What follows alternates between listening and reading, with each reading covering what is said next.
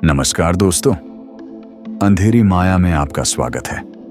यहाँ हम कहानियां सुनाते नहीं, यहाँ डर को महसूस कराया जाता है।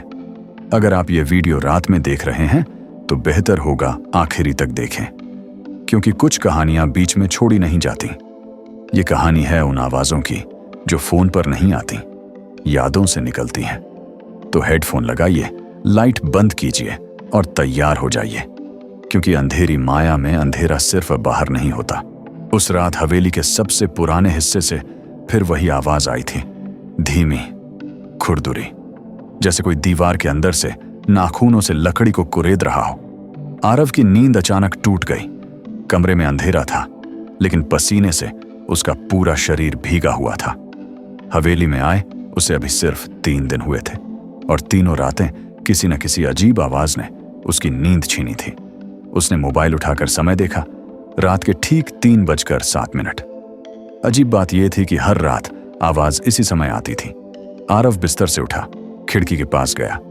बाहर घना कोहरा था, इतना घना कि हवेली का आंगन भी दिखाई नहीं दे रहा था। तभी उसे याद आया, हवेली की मालकिन उसकी बुआ शारदा देवी ने साफ शब्दों में कहा था, पूर्वी विंग की 3री मंजिल पर मत जाना, वहां एक कमरा है जिसे कभी खोला नहीं गया।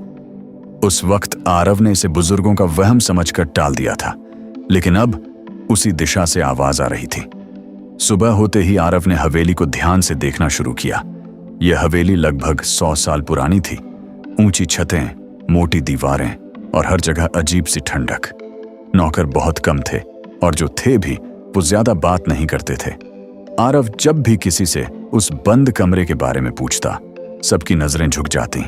एक बूढ़ा नौकर हर नाम बस इतना ही बोला, बाबू, कुछ दरवाजे ऐसे ही बंद रहें तो अच्छा होता है। यह बात आरव के दिमाग में घर कर गई। शाम होते होते हवेली और भी डरावनी लगने लगी। सूरज डूबते ही दीवारों की परछाइयां लंबी हो जाती, जैसे कोई उन्हें खींच रहा हो। रात के खाने पर बुआ शारदा ने फिर चेतावनी दी, अगर जिंदगी प्यारी है तो उस कमरे की तरफ देखना भी मत। आरव ने मुस्कुराकर सिर हिला दिया, लेकिन उसके अंदर का डर अब जिज्ञासा में बदल चुका था। रात को ठीक 3:07 पर आवाज फिर आई। इस बार आरव ने तय कर लिया, वो देखेगा। हाथ में टॉर्च लेकर वो धीरे धीरे सीढ़ियां चढ़ा। 3री मंजिल पर हवा ठंडी नहीं, जमी हुई लग रही थी। गलियारा लंबा था, और उसके अंत में वही दरवाजा, काला, मोटी लकड़ी का, जिस पर अजीब से निशान खुदे हुए थे। टॉर्च की रोशनी में उसे लगा जैसे वो निशान हिल रहे हों। तभी दरवाजे के पीछे से एक फुसफुसाहट आई। आरव! उसका दिल जोर से धड़कने लगा। उसने कभी किसी को अपना नाम वहां नहीं बताया था। उसका हाथ दरवाजे के हैंडल तक पहुंचा ही था कि अंदर से जोरदार ठक ठक की आवाज आई, जैसे कोई बाहर निकलना चाहता हो। और तभी दरवाजे के नीचे से काला पानी बहने लगा। काला पानी आरव के पैरों तक पहुंच चुका था, और अजीब बात यह थी कि वो पानी ठंडा नहीं, जलता हुआ महसूस हो रहा था। आरव घबराकर पीछे हटा, लेकिन जैसे ही उसने कदम पीछे लिया, पूरा गलियारा अचानक गायब हो गया। अब वह एक अलग ही जगह खड़ा था। चारों तरफ अंधेरा, ऊपर से टपकती सीलन की आवाज और हवा में सड़ी हुई लोहे जैसी बदबू। उसके सामने वही कमरा था, लेकिन दरवाजा अब खुला हुआ था। अंदर से हल्की लाल रोशनी आ रही थी, जैसे दिया नहीं, खून जल रहा हो। आरव का दिमाग चिल्ला रहा था भागने को, मगर उसके पैर जमीन से चिपके हुए थे। तभी उसे एहसास हुआ, यह जगह हवेली नहीं थी, यह किसी और समय की थी। दीवारों पर टंगे पुराने फोटो, जिनमें वही हवेली थी, लेकिन सब लोग बिना आंखों के। कमरे के अंदर एक कुर्सी रखी थी, और उस पर बैठी थी एक औरत, सफेद साड़ी में, बाल चेहरे पर बिखरे हुए। उसने धीरे धीरे सिर उठाया। उसकी आंखें नहीं थीं, लेकिन फिर भी वो देख रही थी। तुम आखिर आ ही गए। उसकी आवाज ऐसी थी जैसे कई लोग एक साथ बोल रहे हों। आरव ने डरते हुए पूछा, आप कौन हैं? औरत हंसी, एक ऐसी हंसी जिसमें दर्द भी था और नफरत भी। मैं इस हवेली की पहली मालकिन हूं, और ये कमरा मेरा मकबरा। उसने बताया कि कैसे 100 साल पहले हवेली में एक भयानक अनुष्ठान हुआ था, जिसमें उसे जिंदा दीवारों में चुनवा दिया गया। उस कमरे को बंद कर दिया गया ताकि उसकी आत्मा कभी बाहर ना आ सके। लेकिन हर पीढ़ी में एक ऐसा इंसान आता है जिसका खून उस ताले को खोल सकता है। औरत ने आरव की तरफ उंगली उठाई। और वो इंसान तुम हो। तभी आरव को सच समझ आया। उसकी बुआ शारदा देवी उसी औरत की वंशज थी। हवेली सिर्फ घर नहीं थी, यह एक कैद खाना था। अचानक कमरे की दीवारों से हाथ निकलने लगे, सैकड़ों हाथ। फुसफुसाहटें गूंजने लगीं। दरवाजा खोलो, हमें बाहर आना है। आरव चीख पड़ा, लेकिन उसकी आवाज कहीं गुम हो गई। अगले ही पल उसने अपने हाथ पर एक नया निशान देखा, वही निशान जो दरवाजे पर खुदा था। आरव की आंख खुली तो वह अपने कमरे में था। सब कुछ वैसा ही था जैसा पहले था। लकड़ी का बिस्तर, खिड़की से आती हल्की सुबह की रोशनी और दूर कहीं मंदिर की घंटी की आवाज। लेकिन उसके हाथ पर बना हुआ वो अजीब निशान अब भी मौजूद था। वही निशान जो उसने उस कमरे के दरवाजे पर देखा था। निशान से हल्की हल्की जलन हो रही थी, जैसे त्वचा के नीचे कुछ हिल रहा हो। आरव ने घबराकर हाथ धोने की कोशिश की, लेकिन पानी पड़ते ही निशान और गहरा हो गया। तभी आईने में उसे कुछ दिखा। उसकी परछाई हिल नहीं रही थी। आरव ने अपना हाथ उठाया, लेकिन आईने में परछाई का हाथ नीचे ही रहा। उसके कानों में वही फुसफुसाहट गूंजी। अब तुम अकेले नहीं हो आरव। नीचे जाते ही उसने देखा कि हवेली बदली हुई लग रही थी। दीवारों पर दरारें पहले से ज्यादा थीं और उन दरारों से काले धुएं जैसा कुछ निकल रहा था। नौकरों की आंखों के नीचे काले घेरे थे, जैसे उन्होंने कई रातों से सोया ही ना हो। हरनाम उसे देखते ही कांप गया। बाबू, आपने उस कमरे को देख लिया है ना? आरव ने झूठ बोलना चाहा, लेकिन शब्द गले में अटक गए। हरनाम ने धीमी आवाज में कहा, अब हवेली आपको छोड़ने वाली नहीं। जब वो निशान बनता है तो हवेली मालिक चुन लेती है। आरव को समझ नहीं आया कि वो मालिक है या कैदी। तभी ऊपर से किसी के जोर से चलने की आवाज आई, जबकि तीसरी मंजिल पर कोई नहीं रहता था। रात होते होते हवेली में अजीब घटनाएं शुरू हो गईं। घड़ियां उल्टा चलने लगीं, दिए बिना हवा के बुझने लगे। आरव जब भी आंख बंद करता उसे वही औरत दिखती, बिना आंखों के, लेकिन मुस्कुराती हुई। तुम्हारे खून ने ताला ढीला कर दिया है। और फिर उसने देखा, हवेली के हर कमरे में वही निशान उभर रहा था। दीवारों पर, फर्श पर, यहां तक कि छत पर भी। हवेली जैसे सांस ले रही थी। आधी रात को बुआ शारदा देवी आरव के कमरे में आई। उनका चेहरा पीला था। अब सच छुपाने का कोई मतलब नहीं, उन्होंने कहा। उन्होंने बताया कि हर पीढ़ी में एक बलि दी जाती है ताकि उस कमरे का दरवाजा पूरी तरह न खुले, और इस बार बलि आरव को बनना था। आरव पूरी रात सो नहीं पाया। उसके दिमाग में एक ही सवाल घूम रहा था, अगर वो बलि बन गया तो क्या सब खत्म हो जाएगा या ये बस एक और झूठ है? सुबह होते ही उसने हवेली के पुराने तहखाने में जाने का फैसला किया, जहां किसी को जाने की इजाजत नहीं थी। तहखाने की सीढ़ियां नीचे नहीं, अंदर जाती लगती थीं, जैसे जमीन निगल रही हो। वहां उसे पुराने कागज, तांत्रिक चिन्ह और एक किताब मिली, जिसके पन्ने इंसानी चमड़ी जैसे लग रहे थे। किताब में लिखा था, कमरा तभी खुलेगा जब चाबी खुद चलकर आएगी, और नीचे एक नाम लिखा था, आरव। उस पल आरव HTT पी गया कि उसका जन्म ही इस हवेली के लिए हुआ था। जैसे ही उसने किताब बंद की, तहखाने की दीवारों से चीखें आने लगीं। उसे दिखा कि सैकड़ों चेहरे दीवारों में जमे हुए हैं। सब वही लोग थे जिन्हें पिछली पीढ़ियों में बलि दी गई थी। हम आजाद होना चाहते थे, लेकिन हमें हवेली ने खा लिया। आरव भागकर ऊपर आया, लेकिन हवेली का मुख्य दरवाजा अब गायब था। खिड़कियों के बाहर सिर्फ अंधेरा था, कोई दुनिया नहीं। बुआ शारदा देवी ने कांपती आवाज में कहा, अगर तुम दरवाजा खोल दोगे तो सब आजाद हो जाएंगे। लेकिन वो औरत भी? आरव ने पूछा। और अगर न खोलूं तो हवेली धीरे धीरे सबको निगल लेगी। रात 3:07 पर तीसरी मंजिल का कमरा अपने आप खुलने लगा। इस बार कोई ताला नहीं था। अंदर से वही लाल रोशनी और वो आवाज, आओ, अब पीछे हटने का समय नहीं। आरव दरवाजे के सामने खड़ा था। उसके हाथ का निशान चमक रहा था, जैसे वो जिंदा हो। तभी उसने देखा, कमरे के अंदर सिर्फ वो औरत नहीं थी, बल्कि हवेली की आत्मा भी वहीं थी। एक विशाल काली परछाई के रूप में परछाई ने कहा, एक रास्ता है, या तो तुम मुझे आजाद करो या खुद हमेशा के लिए मेरा हिस्सा बन जाओ। आरव ने एक कदम आगे बढ़ाया और तभी कमरे का दरवाजा जोर से बंद हो गया। दरवाजा जोर से बंद होते ही आरव को लगा जैसे उसकी सांसें किसी ने छीन ली हों। चारों तरफ घना अंधेरा था, इतना गाढ़ा कि हाथ भी दिखाई नहीं दे रहे थे। लेकिन फिर एक एक करके दीवारों पर लाल रेखाएं उभरने लगीं, जैसे किसी ने नसें खींच दी हों। यही वही कमरा था, लेकिन अब यह सिर्फ कमरा नहीं था, यह हवेली का दिल था। फर्श धड़क रहा था, बिल्कुल इंसानी दिल की तरह। हर धड़कन के साथ आरव के हाथ का निशान जलने लगता। तभी अंधेरे से एक आवाज आई, गहरी, भारी और बहुत पुरानी। तुम देर से आए, चाबी? आरव समझ गया, उसे इंसान नहीं, एक चीज कहा जा रहा था। लाल रोशनी में अब वो विशाल काली परछाई साफ दिख रही थी। उसकी कोई शक्ल नहीं थी, लेकिन उसकी मौजूदगी से ही हवा कांप रही थी। मैं हवेली हूं, परछाई बोली। ईंट, लकड़ी और दीवारों से नहीं बनी। मैं लालच, बलि और डर से बनी हूं।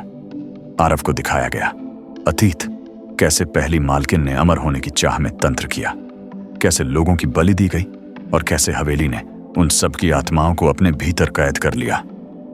हर पीढ़ी में एक आरव पैदा होता है जो या तो मुझे पूरा करता है या मुझे खत्म करता है। तभी वो औरत सामने आई। अब उसका चेहरा साफ था, उसकी आंखें नहीं थीं, लेकिन आंसू बह रहे थे। मैं अमर नहीं होना चाहती थी, मैं बस डरती थी मरने से। उसने बताया कि हवेली ने तंत्र को मोड़ दिया और अब वो खुद भी कैद थी। अगर तुम मुझे आजाद करोगे, उसने कहा, तो मैं हवेली को कमजोर कर सकती हूं। लेकिन हवेली की परछाई गरजी, अगर इसे छोड़ा तो दुनिया फिर कभी सुरक्षित नहीं रहेगी। आरव दो सच्चाइयों के बीच फंस चुका था, एक झूठी शांति या एक खतरनाक आजादी। आरव ने पहली बार अपने डर को देखा और उससे मुंह नहीं मोड़ा। उसने हाथ आगे बढ़ाया और उस औरत का हाथ पकड़ लिया। उसी पल कमरे की दीवारें चीखने लगीं, हवेली की परछाई बेकाबू हो गईं। तुम नियम तोड़ रहे हो। पर आरव अब समझ चुका था, नियम तुमने बनाए थे, इंसानों ने नहीं। उस औरत के शरीर से रोशनी निकलने लगी और दीवारों में कैद आत्माएं एक एक कर मुक्त होने लगीं। हवेली की नींव कांपने लगी, जैसे कोई मरता हुआ जानवर तड़प रहा हो। लेकिन आजादी की कीमत थी। हवेली की परछाई आरव के अंदर घुसने लगी। उसका शरीर सुन्न हो रहा था, यादें टूट रही थीं। उसे अपनी मां की शक्ल याद आई, बचपन की हंसी और एक साधारण जिंदगी का सपना। वो औरत चिल्लाई, अगर वो तुम्हारे अंदर पूरी तरह आ गई तो तुम कभी वापस नहीं आ पाओगे। आरव ने आखिरी फैसला लिया। उसने अपने सीने पर हाथ रखा। अगर बलि चाहिए तो मैं जिंदा रहते हुए दूंगा। उस पल उसने खुद को हवेली से अलग कर लिया। खून नहीं, डर नहीं, बल्कि इच्छा से। एक तेज रोशनी फैली। आरव जमीन पर गिर पड़ा। हवेली की परछाई चीखते हुए सिमटने लगी और फिर गायब हो गई। सुबह हुई। हवेली अब सिर्फ खंडहर थी, कोई परछाई नहीं, कोई फुसफुसाहट नहीं। लेकिन आरव भी वहां नहीं था। बुआ शारदा देवी खंडहर के बीच बैठी रो रही थी। तभी उन्हें हवा में एक आवाज सुनाई दी, कमरा अब कभी नहीं खुलेगा। और कहीं दूर किसी नए शहर में, किसी नए घर में, एक बंद दरवाजे के पीछे किसी ने हल्की सी दस्तक दी। हवेली के खंडहर अब सरकारी रिकॉर्ड में ढह चुकी संपत्ति घोषित हो चुके थे। आसपास के गांव वालों ने राहत की सांस ली। सालों बाद पहली बार उस जमीन पर घास उगने लगी। पक्षी लौट आए और रातें शांत हो गईं। बुआ शारदा देवी को लगा कि श्राप खत्म हो गया है। लेकिन कुछ चीजें ऐसी थीं जो किसी कागज में दर्ज नहीं की जा सकती। जैसे हर रात 3:07 पर उनका अचानक जाग जाना। जैसे कानों में वही पुरानी फुसफुसाहट जो अब हवेली से नहीं, उनके अंदर से आती थी। कहानी अभी खत्म नहीं हुई। शारदा देवी पसीने में भीग जाती और कमरे की लाइट जला देती। लेकिन डर उजाले से डरता नहीं था। उसी समय शहर के एक अपार्टमेंट में एक लड़का नए घर में शिफ्ट हुआ था। नाम था नील। साधारण जिंदगी, साधारण नौकरी और कोई अतीत नहीं जिससे वो भाग रहा हो। बस एक अजीब आदत। उसे बंद कमरों से डर नहीं लगता था, बल्कि आकर्षण महसूस होता था। पहले ही दिन उसे घर में एक छोटा सा स्टोर रूम मिला, जिसकी चाबी मकान मालिक ने देते हुए कहा, इसे ज्यादा खोलते नहीं, पुराने जमाने का है। नील मुस्कुरा दिया। उसी रात 3:07 पर स्टोर रूम के दरवाजे के पीछे से हल्की दस्तक आई। नील ने दरवाजा नहीं खोला, लेकिन उसे यकीन था कोई उसे बुला रहा था। अगले दिन उसने देखा कि दरवाजे पर एक निशान उभर आया है, बिल्कुल वैसा ही जैसा कभी हवेली के कमरे पर था। उसी पल कहीं बहुत दूर शारदा देवी का हाथ कांप उठा। उन्होंने पहली बार महसूस किया आरव मरा नहीं था, वो टूटा नहीं था, वो पट गया था। और हर बार जब कोई बंद दरवाजा डर के साथ खोला जाता है, आरव का एक हिस्सा जन्म लेता है। नील ने जब पहली बार स्टोर रूम खोला तो अंदर कुछ नहीं था, बस धूल, अंधेरा और एक अजीब सी ठंडक। लेकिन जैसे ही उसने कदम अंदर रखा, दरवाजा अपने आप बंद हो गया। घबराकर उसने हैंडल घुमाया, लेकिन दरवाजा गायब हो चुका था। चारों तरफ दीवारें थीं, नई नहीं, पुरानी, बहुत पुरानी, और दीवारों पर लिखी हुई थी वही कहानी। हवेली, कमरा, बल्ले, आरव, सब कुछ। नील की सांसें तेज हो गईं। ये सब कोई कैसे जान सकता है? तभी पीछे से एक आवाज आई, क्योंकि ये कहानी खत्म नहीं होती, बस होस्ट बदलती है। नील मुड़ा। सामने आरव खड़ा था, या जो कभी आरव था। चेहरा वही, लेकिन आंखों में इंसान नहीं था। मैं हवेली नहीं हूं, आरव बोला। मैं वो जगह हूं जहां डर ठहरता है। नील समझ गया, हवेली का नाश एक भ्रम था। असल में श्राप को एक जगह से हटाकर इंसानों के बीच बांट दिया गया था। हर शहर, हर घर, हर बंद कमरा एक नई हवेली बन सकता था। बस एक शर्त थी, कोई उसे याद रखे। अचानक दीवारें पिघलने लगीं। नील ने देखा हजारों लोग, हजारों कमरे, और हर कमरे में वही दस्तक। आरव की आवाज अब हर तरफ थी। जब तक कोई डर से कहानी सुनता रहेगा, मैं जिंदा रहूंगा। अंधेरा छा गया, और ठीक उसी पल आपके कमरे की लाइट हल्की सी झपकी, और कहीं पास से दस्तक की आवाज आई। दस्तक की आवाज असली थी या वहम, नील तय नहीं कर पा रहा था। कमरे में वापस लाइट जल चुकी थी। स्टोर रूम अब फिर से साधारण दिख रहा था। कोई दीवारें नहीं पिघल रही थीं, कोई लिखावट नहीं थी। लेकिन नील का दिल जानता था, जो कुछ उसने देखा था वो सपना नहीं था। उस रात नील सो नहीं पाया। जैसे ही उसकी आंख लगती, उसे लगता कोई उसके सपनों के अंदर खड़ा है। हर कहानी को किसी न किसी की जरूरत होती है। यह आवाज अब बाहर से नहीं आती थी, यह आवाज उसके ख्यालों के बीच पैदा होती थी। अगले दिनों में नील बदलने लगा। उसे बंद दरवाजे दिखने लगे, ऑफिस में, लिफ्ट में, यहां तक कि चलती गाड़ी की खिड़कियों में भी। हर दरवाजे के पीछे वही एहसास, जैसे कोई इंतजार कर रहा हो। एक दिन उसने गलती से शीशे में खुद को देर तक देखा। परछाई जरा देर से हिली, और परछाई के होंठ हिले। अब तुम समझ रहे हो? नील पीछे हटा, लेकिन शीशे से नजरें नहीं हटी। आरव अब उसकी शक्ल में बोल रहा था। उसी रात नील को एक पुरानी डायरी मिली, उसकी अपनी लिखावट में। लेकिन उसने वह डायरी कभी लिखी ही नहीं थी। डायरी में लिखा था, अगर तुम ये पढ़ रहे हो तो इसका मतलब है कि तुम पहले ही बहुत आगे आ चुके हो। अंतिम पन्ने पर एक तारीख थी, आज की तारीख, और नीचे लिखा था, आज रात 3:07 पर तुम्हें फैसला करना होगा। नील की नजर घड़ी पर गई। समय था 2:59। घड़ी की सुई 3:07 पर पहुंची। कमरा अचानक ठंडा हो गया। नील के सामने कोई दरवाजा नहीं था, लेकिन उसे महसूस हो रहा था एक दरवाजा उसके अंदर खुल रहा है। आरव की आवाज आई, शांत, थकी हुई। मैंने हवेली तोड़ दी थी, पर डर को नहीं। नील की आंखों के सामने अब हवेली नहीं, बल्कि हजारों जिंदगियां घूम रही थीं। हर एक में कोई ना कोई डर से जूझ रहा था। आरव सामने आया, अब पूरी तरह इंसानी नहीं, पूरी तरह परछाई भी नहीं। हर बार कोई इस कहानी को सुनता है तो मैं थोड़ी देर के लिए जिंदा हो जाता हूं, नील ने पूछा। तो इसे खत्म कैसे किया जाए? आरव ने पहली बार सिर झुकाया। इसे खत्म नहीं किया जा सकता, बस समझा जा सकता है। नील समझ गया, डर को मारने की कोशिश ही उसे ताकत देती है, डर से भागना उसे घर देता है। नील ने आंखें बंद की। उसने डर को नाम दिया, उसे स्वीकार किया, और पहली बार डर ने दस्तक नहीं दी। आरव मुस्कुराया। हर कोई ऐसा नहीं कर पाता। कमरा सामान्य हो गया, लेकिन कहानी वहीं नहीं रुकी, क्योंकि कहीं ना कहीं कोई और इस वीडियो को देख रहा था, और किसी और के कमरे में ठीक इसी समय एक हल्की सी दस्तक हुई। 3:07 के बाद कमरे में अजीब शांति थी। वैसी शांति जो कानों में शोर बनकर गूंजती है। नील कुर्सी पर बैठा रहा।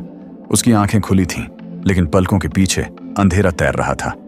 उसने डर को स्वीकार किया था, मगर डर खत्म नहीं हुआ था, बस चुप हो गया था। तभी उसे महसूस हुआ कि कमरे की हवा भारी हो रही है, जैसे कोई अदृश्य चीज धीरे धीरे जगह घेर रही हो। दीवार पर लगी घड़ी अचानक रुक गई और उसी पल नील के दिमाग में एक तस्वीर उभरी। एक लंबा गलियारा, दोनों तरफ अनगिनत दरवाजे और हर दरवाजे पर वही निशान। आरव की आवाज अब बाहर नहीं, सीधा उसके भीतर से आई। तुमने डर को देखा है, अब उसका नाम सुनोगे। गलियारे के आखिर में एक दरवाजा अपने आप खुला और नील ने देखा कि अंदर कोई राक्षस नहीं, कोई आत्मा नहीं, बल्कि वही लोग थे, आम लोग जो कभी डर से भागे थे, कभी डर को दबाया था। आरव सामने आया, पहले से ज्यादा साफ, पहले से ज्यादा थका हुआ, और बोला, डर कोई चीज नहीं है नील, डर एक जिम्मेदारी है जो हर बार किसी नए इंसान को सौंप दी जाती है। नील ने समझा कि हवेली, कमरा, दस्तक, ये सब सिर्फ रूप थे। असली श्राप यह था कि कोई न कोई इस डर को ढोता रहे ताकि बाकी लोग चैन से जी सकें। तभी गलियारे के सारे दरवाजे एक साथ बंद हो गए और आवाज आई, अब तुम्हारी बारी है तय करने की कि ये बोझ आगे बढ़ेगा या यहीं रुकेगा। नील की सांसें तेज हो गईं, क्योंकि पहली बार उसे एहसास हुआ कि डर को स्वीकार करना काफी नहीं, कभी कभी डर को खुद बनना पड़ता है। नील की आंख खुली तो सुबह हो चुकी थी। खिड़की से धूप आ रही थी और शहर की आवाजें सब कुछ सामान्य होने का एहसास दिला रही थीं, लेकिन उसके भीतर कुछ स्थायी रूप से बदल चुका था। शीशे में देखते ही उसने देखा कि उसकी परछाई अब बिल्कुल उसके साथ हिल रही थीं। कोई देरी नहीं थी, कोई अलग आवाज नहीं थी। वह मुस्कुराया, मगर उसी मुस्कान में एक अजीब गंभीरता थी। दिन भर सब कुछ सामान्य रहा, लेकिन नील को हर इंसान में एक बंद दरवाजा दिखता रहा। कोई अपने डर को नौकरी कहता था, कोई रिश्तों का नाम देता था, कोई भविष्य का। रात होते होते नील को समझ आ गया कि डर खत्म नहीं हुआ है, बस उसने अपना घर बदल लिया है। 3:07 पर उसके फोन पर एक अनजान नंबर से मैसेज आया, क्या आप भी रात में दस्तक सुनते हैं? नील ने जवाब नहीं दिया, बस फोन बंद कर दिया। वह उठा, कमरे की लाइट बंद की और अंधेरे में खड़ा हो गया। अब उसे दस्तक का इंतजार नहीं था, क्योंकि वह जानता था दस्तक बाहर से नहीं आती, वो तब पैदा होती है जब कोई कहानी सुनकर अपने अंदर झांकता है। नील ने आखिरी बार फुसफुसाकर कहा, कमरा बंद है, लेकिन कहानी खुली रहेगी। उसी पल कहीं बहुत दूर किसी और शहर में किसी और इंसान ने यह कहानी पूरी की और अनजाने में अपने कमरे के दरवाजे की तरफ देख लिया। और इस तरह डर जिंदा रहा, हवेली के बिना, कमरे के बिना, सिर्फ एक कहानी के सहारे। नील अब रोज की तरह सुबह उठता था, काम पर जाता था, लोगों से बात करता था, लेकिन हर काम के पीछे एक दूसरा सच चल रहा था जिसे सिर्फ वही देख सकता था। उसे अब बंद कमरों की जरूरत नहीं थी, क्योंकि डर उसके साथ चलता था। कभी बस स्टॉप पर खड़े किसी आदमी की आंखों में, कभी हंसती हुई औरत की चुप्पी में, कभी बच्चों की अचानक रुक जाने वाली हंसी में। नील समझ चुका था कि डर का असली घर इंसान का मन है, और वही इसका सबसे सुरक्षित कमरा है। एक रात वह लैपटॉप खोलकर बैठा और अनजाने में लिखने लगा। शब्द अपने आप उतरते चले गए। हवेली, आरव, कमरा, दस्तक, 3:07, सब कुछ। वह रुकना चाहता था, लेकिन उंगलियां नहीं रुकीं, क्योंकि अब कहानी उससे नहीं लिखी जा रही थी, कहानी उसके जरिए लिखी जा रही थी। तभी स्क्रीन पर एक लाइन अपने आप टाइप हुई, अगर तुम इसे पढ़ रहे हो तो कहानी तुम तक पहुंच चुकी है। नील की सांस रुक गई, क्योंकि उसने वह लाइन लिखी ही नहीं थी।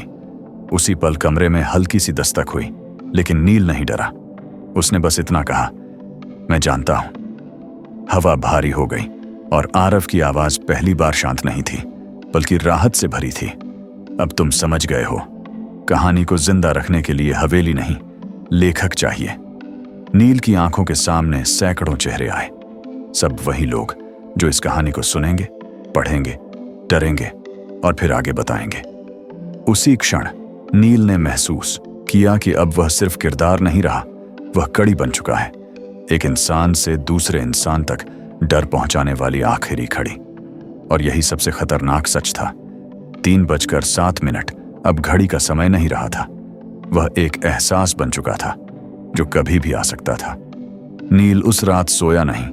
वह खिड़की के पास खड़ा रहा और शहर की रोशनियों को देखता रहा, क्योंकि उसे पता था आज कोई आखिरी फैसला होने वाला है। उसके फोन पर एक के बाद एक मैसेज आने लगे। अजनबी लोग, अजनबी नंबर, सबका सवाल एक जैसा था। क्या आपने भी वो कहानी सुनी है? नील समझ गया कि अब डर फैल चुका है, जड़ों में उतर चुका है। तभी उसके पीछे आईने में परछाई हिली, लेकिन इस बार वह अलग नहीं थी। वह नील जैसी ही थी। आरव सामने आया, पहली बार बिना परछाई के, पूरी तरह इंसान जैसा। उसने कहा, मैं बोझ था। नील, तुम रास्ता हो? नील ने पूछा। और इसका अंत? आरव मुस्कुराया, वही मुस्कान जिसमें डर नहीं, सच्चाई थी। डर का अंत नहीं होता, बस वारिस बदलता है। नील ने आंखें बंद की और कहानी को छोड़ दिया। उसने डर को पकड़कर नहीं रखा, बल्कि लोगों के बीच बांट दिया। उसी पल आरव गायब हो गया, जैसे कभी था ही नहीं। कमरा सामान्य था, रात शांत थी, कोई दस्तक नहीं थी। लेकिन कहीं दूर, किसी और शहर में, किसी और घर में, कोई और इंसान इस कहानी को आखिर तक सुन चुका था और अनजाने में अपने कमरे का दरवाजा देख रहा था। और इसी तरह डर जिंदा रहा, किसी हवेली में नहीं, किसी कमरे में नहीं, बल्कि हर उस इंसान में जिसने सोचा कि यह सिर्फ एक कहानी है। नील उस रात पहली बार चैन से बैठा था। न डर, न बेचैनी, न कोई आवाज। कमरे की लाइट बंद थी, लेकिन अंधेरा डरावना नहीं लग रहा था, जैसे अंधेरे ने अब अपनी जगह पहचान ली हो। उसने गहरी सांस ली और आंखें बंद कर लीं। उसके सामने सारी कहानी एक साथ खुल गई। हवेली, कमरा, आरव, बल्ली, दस्तक और वो अनगिनत लोग जिन्होंने इसे सिर्फ कहानी समझकर सुना था। नील अब समझ चुका था कि डर को खत्म करने की कोशिश ही सबसे बड़ी भूल थी। डर कोई दुश्मन नहीं था, वो एक आईना था जो इंसान को उसके भीतर छुपे सच दिखाता था। जैसे ही यह एहसास पूरा हुआ, कमरे की हवा हल्की हो गई, मानो कोई बोझ उतर गया हो। 3:07 हुआ, लेकिन इस बार कोई दस्तक नहीं हुई, कोई आवाज नहीं आई, कोई परछाई नहीं हिली। नील मुस्कुराया, क्योंकि अब उसे पता था कहानी को आगे बढ़ाने के लिए किसी श्राप, किसी आत्मा या किसी कमरे की जरूरत नहीं होती। बस एक इंसान काफी होता है जो डर को समझ सके। उसी पल कहीं दूर, किसी और घर में, किसी और इंसान ने इस कहानी का आखिरी हिस्सा सुना और राहत की सांस ली, यह सोचकर कि सब खत्म हो गया है। लेकिन यही सबसे बड़ा सच था। कहानी वहीं खत्म होती है जहां डर समझ लिया जाता है, और वहीं शुरू होती है जहां डर को नजरअंदाज कर दिया जाता है। नील उठा, खिड़की खोली और अंधेरे को अंदर आने दिया, क्योंकि अब वह जानता था कि अंधेरा दुश्मन नहीं है। कमरे का दरवाजा बंद था, लेकिन अब वह दरवाजा किसी को कैद नहीं करता था। कहानी पूरी हो चुकी थी, या शायद सही मायनों में वहीं जाकर रुकी थी, जहां हर सुनने वाला खुद से एक सवाल पूछता है, अगर यह सब सिर्फ कहानी थी तो फिर दिल इतनी तेज क्यों धड़क रहा है? कुछ कहानियां खत्म नहीं होती, वो बस अंधेरे में छुपकर अगली सांस का इंतजार करती हैं। ऐसी ही डरावनी कहानियों के लिए चैनल को सब्सक्राइब करें। अंधेरी माया।